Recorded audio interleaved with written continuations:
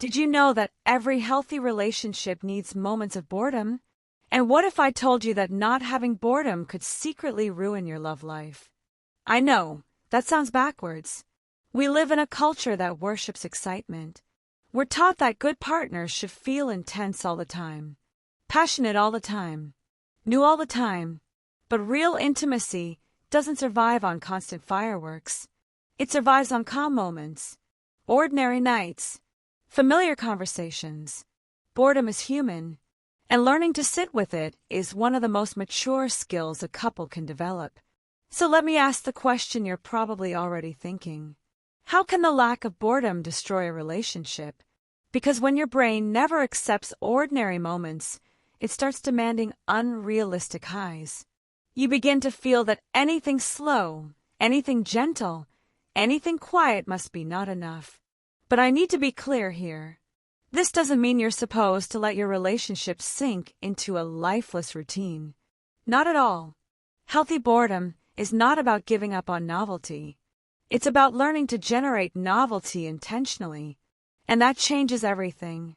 Have you ever looked at your partner and thought, why doesn't this feel exciting anymore? Your brain needs stability. It needs rhythm. It needs safety. Those are the conditions where love feels secure. But nonstop novelty creates a different condition. Restlessness, comparison, impatience. And impatience is the enemy of deep connection. When you expect new all the time and you expect it to always come from the other person, you slowly turn love into a performance test.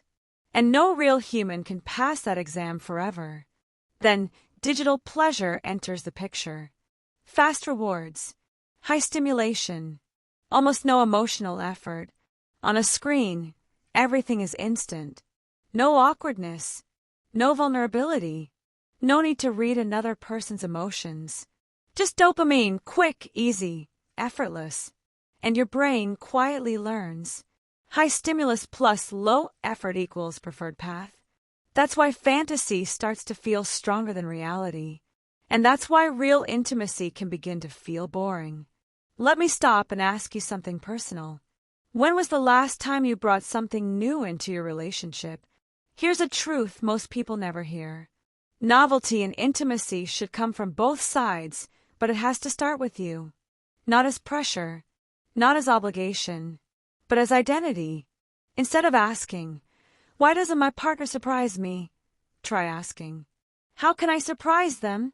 Because if you only wait for excitement to appear, you become dependent on someone else's imagination. And dependence kills desire. Dopamine rewires what you value. With repetition, your system changes in two ways. You develop tolerance. You need more extreme stimuli. You become desensitized to real touch and real presence. So your partner didn't lose their charm. Your brain just learned to prefer shortcuts. And shortcuts feel good, but they make real people feel insufficient. That's not morality. That's neuroscience. So ask yourself this. What was the last new thing you tried to make your partner feel wanted? Couples become strangers not because life is calm. They become strangers because no one fights to provide the new, only to demand the new. You're not meant to chase novelty every second. But you are meant to protect intentional excitement. Plan the date.